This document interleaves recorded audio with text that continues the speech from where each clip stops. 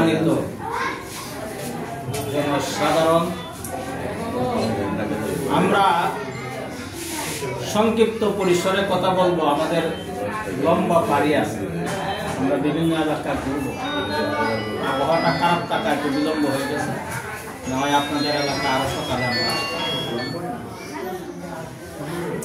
আমি একটা উদাহরণ দিয়ে থাকি, যে উদাহরণটা আপনাদের সামনে পেশ করছি।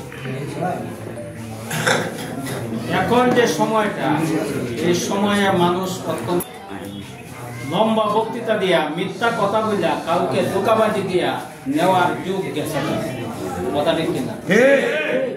সত্য কথা যারা বলে, তাদেরটা বিশ্বাস করে, তাদের দিকে মানুষ দাবিত হচ্ছে। এটা আল্লাহর মেহেরবানি যে মানুষের মধ্যে এই বুঝটা আল্লাহ সৃষ্টি করে দিয়েছে। একটা সময় ছিল মিথ্যা আবল তাবল যা কইছে, নেতা কইছে, মান্যা নিয়া বিশ্বাস করিয়া সব গুঞ্জা আমরা নেতারে ভোট দিছি। দিলে পরে ভোটের পরে দেখা গেছে নেতা যা বলছিল শব্দ করেন না, এমনি নীরবে যে সিটগুলি খালি আছে। আমরা ওই নেতা কথা পরে আর খুঁজা পাই নাই। মাঠে যা বলছে, কাজ করে ক্ষমতা যাওয়ার পরে সম্পূর্ণ উল্টা। এক নেতা বলছে যে এখন জনগণের পায়ে ধরো, 5 বছর আমাদের কত পায়ে ধরবে না। কথাটা কি আপনারা জানেন? তাহলে ভোটের জন্য এখন পায়ে ধরবেন, 5 বছর পরে আমাদেরকে এই কিছুদিন পরে নির্বাচনের পরে 5 বছর পর্যন্ত আমাদের পায়ে ধরবে। এই নেতাগিরি আমরা করি না। আমরা মনে করি ভোট গিয়ে আপনাদের কাছে চাওয়া আমাদের ইমানি দায়িত্ব। আমি যদি না চাই, আল্লাহর কাছে আমার জবাবদিহি করতে হবে যে তুমি যাওই নাই, তাহলে তুমি বুঝবা কিভাবে যে তোমাকে দেয় নাই? তোমার তো যাইতে হবে। ছাওয়াটা হলো ইমানি দায়িত্ব। ভোট যদি দেয়, আলহামদুলিল্লাহ, আমি সেবক হব, সেবা করব। এই যে কিছুক্ষণ আগে নাস্তা করার সময় আমি বলে আসি যে আমাদের তো লাভ লস নাই। ভোট জনগণের দিল না, আমাদের কোনো লস নাই। আমরা কলজা ফাটিয়া মারা যেতাম না। কেননা আমার ছাতাবাজি নাই, আমার টেন্ডারবাজি নাই, আমার বাস স্ট্যান্ড দখল করতে হবে এই টেন্ডেন্সি আমার নাই। আমার হলো যদি আমি সুযোগ পাই, আমি জনগণের সেবা করব। জনগণ সুযোগ দিলে, সেবার সুযোগ দিলে করব, না দিলে না করব। আমাদের অত কলজা ফাটিয়া আমরা মরবো না। কিন্তু আজকে আমরা পরিষ্কার দেখতেছি যে উদাহরণটা আমি দিতে চাইছিলাম। গাড়ি আছে একাধিক, 2টা বা 3টে। একটা গাড়ি রেল লাইনের সঠিক উপরে আছে, দাঁড়ায়া বলতেছে যে আমরা সঠিক রাস্তার মধ্যে আছি, এই যে আমরা চলছি, আমাদের চলার মধ্যে কোনো অ্যাক্সিডেন্ট নাই। কারণ আমরা স্বার্থের জন্য এক রাস্তার গাড়ি আরেক রাস্তার মধ্যে লাগাই নাই। আরেকজনের গাড়ি নিয়ে রাস্তার মধ্যে দাঁড়ায়া বলতেছে আসেন আসেন, আমি সঠিক রাস্তার কাছে। কিন্তু আমি চোখে দেখতেছি যে লাইনচ্যুত গাড়িটা, ওই গাড়িটার মধ্যে যদি উঠি তাহলে অ্যাক্সিডেন্ট যদি করা হয়, অ্যাক্সিডেন্ট তো হবে। লাইনচ্যুত গাড়ি অ্যাক্সিডেন্ট হবে। অ্যাক্সিডেন্ট যদি করি তাহলে আমি দায়ী না অন্যরা দায়ী? আমি উঠছি যে আমি দায়ী না। কাজে জামাত ইসলামী ডাকতেছে সঠিক লাইনের উপর একটা গাড়ি রেখে, যে আসেন এই গাড়িটা যদি সরেন, আপনি গন্তব্যে পৌঁছবেন, ইনশাআল্লাহ আপনি অ্যাক্সিডেন্ট করবেন। জামাত ইসলামী ডাকতেছে, এটা চোখের সামনে। চোখের সামনে কেমন? 5 তারিখের পর থেকে কোন দল কি অবস্থানে আছে, কি করতেছে, এটা সকলেরই আমাদের পরিষ্কার না। পরিষ্কার হওয়ার পরে যদি আমি রাস্তা হারাইয়া অন্য রাস্তার গাড়ির মধ্যে উঠি, তাহলে আমার বিপদ আসবেই আসবে। এই বিপদ থেকে কেউ রেহাই করতে পারবে। যেমন আওয়ামী লীগের সরাইতে গিয়া 2000 লোকের প্রাণ দিতে হয়েছে। আওয়ামী লীগের সরাইতে গিয়া 30,000 লোক আহত হয়ে হাসপাতালে ভর্তি আছে। কেউ অন্ধ, কেউ পঙ্গু, কেউ বিভিন্ন উপায়ে রক্তাক্ত হইয়া হাসপাতালে কাতরাইতেছে, কেউ হাত হারাইছে, কেউ পা হারাইছে। কেন হারাইছে? আওয়ামী লীগ একটা বিভ্রান্তির রাস্তা একটি দল ছিল, যে রাস্তাটা সঠিক ছিল না। এই দলটা যখন ক্ষমতায় গেল, আমাদের সেই দুর্দশা হলো, তাদেরকে আবার তাড়াইতে হয়েছে। কথা ঠিক আছে? এবার আমরা তাড়াইতে পারি না, আমরা যারা রাজনীতি করি আমরা পারি না। শেষ পর্যন্ত ছাত্ররা যখন মাঠে নামলো, ছাত্র জনতা সকলেই যখন, আপনারা সকলেই যখন মাঠে নামলো, আওয়ামী লীগ আর টিকে থাকতে পারবো। বলবো যে গুলি হচ্ছে, লাশ পড়তেছে, কিন্তু কেউ ফিল্ড দিকে যায় না, সবাই সামনের দিকে আসে। কথা ঠিক কিনা? তখন আওয়ামী লীগের পতন হয়েছে। তাহলে কি আবার এরকম একটা সরকার আমি বসাবো, যারা ওই আবার লাশের মাধ্যমে তাদেরকে বিদায় দিতে হবে? কথা বলেন, এরকম একটা সরকার আমরা বসাবো? আমাদের এরকম একটা সরকার বসাইতে হবে যারা ইনসাফ ভিত্তিক সমাজ কায়েম করে, যারা চাঁদাবাজি করে না, যারা সন্ত্রাস করে না, বাস স্ট্যান্ড দখল করে না।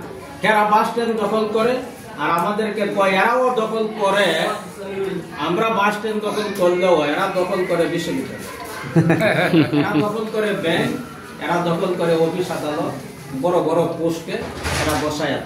আরে বাবা, বড় বড় পোস্টে যাতে যোগ্যতা লাগে, ছাদাবাজি আর টেন্ডারবাজি করতে গিয়ে যোগ্যতা লাগে না, লেখাপড়া করা লাগে না, ছাদাবাজি আর টেন্ডারবাজি করতে গিয়া। কিন্তু বড় বড় পোস্টে বসলে বড় বড় যোগ্যতা নিয়েই বসতে হয়। কথা ঠিক? তাহলে আমরা কি দুষ্কর্ষী? শিবিরের এরা ঢাকা বিশ্ববিদ্যালয়ে বুট চাইছে, শিবিরে গিয়া সাধারণ জনগণকে, সাধারণ ছাত্রদেরকে বুঝাইতে পারছে যে আমরা তোমাদের জন্য নিরাপদ। কি বলেন? প্যান্ট শার্ট পরা একটা মেয়ে তাকে প্রশ্ন করলো যে আপনি কিভাবে শিবিরকে ভোট দিবেন? বললো যে শিবিরের কাছে আমি নিরাপদ। আল্লাহু আকবার। জামাত ইসলামীর কাছে জনগণ নিরাপদ, তাই জনগণ জামাত ইসলামীকে ভোট দিবে। আজকে বিশ্বব্যাপী আলোচনা হচ্ছে জামাত ইসলামী ক্ষমতায় যাচ্ছে, আর হ্যাঁ আমরা 2টা আর 3টা সিট দেওয়ার দায়িত্ব হ্যাঁ না, জনগণের হাতে, আল্লাহর রহমত জনগণের হাতে। কথা ঠিক কিনা? জনগণ দেখায় দিবে সিট পায় ইনশাআল্লাহ। আজকে বিদেশিরা দেখবেন জামাত ইসলামীর অফিসে গিয়ে লাইন ধরছে, সমস্ত মিডিয়া বলতেছে জামাত ইসলামী তাহলে ক্ষমতায় যাবে। বিদেশিরা যেভাবে লাইন দেয়, বিদেশিরা লাইনটা ওই জায়গাতেই করে যারা ক্ষমতায় যায়। আর এই ক্ষমতায় গেলে জনগণ শান্তিতে বসবাস করবে। জামাত ইসলামীর নেতারা শাসক হবে না, জামাত ইসলামীর নেতারা হবে সেবক। কাজে আমরা সেবা করতে চাই। আপনারা একমত হয়ে আমাদেরকে যদি ভোট দেন, তাহলে ইনশাআল্লাহ আগামী দিনে এসএম রুকন রেজা গিয়া সেবা করবে ইনশাআল্লাহ। আমরাও রুকন রেজার পার্টনার হিসাবে, আমরা যারা স্থানীয় নেতৃত্বে আছি, সব সময় আপনাদের পাশে থাকবো ইনশাআল্লাহ। আপনারা কি আমাদেরকে পাশে পান নাই? মানিকগঞ্জবাসী গেছেন যে মাটি আমাদেরকে দেন, ইউনো সবকে চাপ সৃষ্টি করছি, মঞ্জুর হয়ে রয়েছে, আপনারা মাটির আদায়তে দেন। এরপরও যদি মাটি না দেয়, তাহলে আপনারা আটকা দিবেন যে আমাদের মাটি আমাদেরকে দিয়া পরে অন্যত্র পাবো। অধিকার আদায় করতে গিয়ে কিছু সংগ্রাম করতে হবে। ওই যে আলিয়ার বন, আলিয়ার বন, এখানে মাটি দেয় না। কেন দেয় না? এরা টাকা বলছিল অতটি দেয় না, কিন্তু কম দিছে, মাটি দেয় না। পরে ইউনো সবকে দিয়া সেই আইদার বন্ধের মাটির মঞ্জুর করা যায়। আইদার বন্ধের মানুষ সংগ্রাম করছে, বলছি যে না মেশিনটা চালাইতে দেব। মেশিনটা যদি না চালাইতে দেন, যে আমার মাটি আমাকে দিয়া পরে অন্য দিতে হবে, আমার এটা অধিকার, দেন আপনারা অন্য টাকা, আপত্তি নাই, কিন্তু আমাকে দেওয়া দেন। যদি দেন, এরপরে আপনাদেরকে বাধা দিবে তো ইউনো সাহেব। ইউনো সাহেবকে গিয়া বৈশা বলবো যে মেশিনটা যে আটকাইছে, কেন আটকাইলো? আপনি তো আরো 6 মাস আগে ওয়াদা, 2 মাস আগে ওয়াদা দিচ্ছেন যে খালিপুর বাড়ি মাটি দিয়া পরে অন্যত্র মাটি দিবে। আপনার সেই বলার ক্ষমতা আছে ইনশাল্লাহ, সেই বলার সাহস আছে। কারণ আমরা 10 টাকার জন্য ইউনোর পিছনে ঘুরাই না। যেহেতু আমরা 10 টাকা খাই না, বুকে বল আছে কথা বলার, কথা ঠিক আছে? আপনারা আপনাদের অধিকার আদায় করে নিয়েন। আর আগামী দিনে আমাদের মার্কাটা কি? দাঁড়িপাল্লা মার্কাটা ঘরে ঘরে পৌঁছায় নিয়েন। দাঁড়িপাল্লা প্রতীকটা মা বোনদেরকে বইলা দিবে, বলা যাবে না? আরেকটা কথা বলে ফেলি, অনেকের বিভিন্ন ধারণা আছে। এক জায়গায় গেছে, আমার ওয়াইফ গেছে, মহিলা আমাদের বিভাগ আছে, মহিলাদের কাজ আছে, আরেকটা নেই, মহিলারা যারা বসে কেউ সদস্য হইতেছে আর কেউ আলাপ করতেছে, রে আমরা তো বাইরেই থাকতাম, যেমন আমি যদি কম মহিলারা বাইরে দিত না, এই ভুল ধারণা ভেঙে দিত। জামাত ইসলামী কোনো কিছু ছাপায়া দিবে না। আপনার ইমানি তাগিদে আপনার বোরকাটা মাথায় উঠবে, একটা স্কার্ফ মাথা তুলবে আপনার ইমানি তাগিদে। জামাত ইসলামী আগে ইমানের প্রশিক্ষণ দিবে, ইমানের তাগিদে আপনার মধ্যে একটা স্কার্ফ উঠবে। কাউকে জোর করে জামাত ইসলামী দেয় না। এসব ভুল ধারণাও আপনারা দূর করে দিবেন। আমি আপনাদের সকলকে ধন্যবাদ জানিয়ে আমার সংক্ষিপ্ত বক্তব্য শেষ করছি। এখন আমাদের সামনে আমাদের আইনজীবী, বিশিষ্ট আইনজীবী আছেন রোকন রেজা শেখ, উনি বক্তব্য রাখবেন। আমি আমার বক্তব্যের সমাপ্তি করছি। আসসালামু আলাইকুম।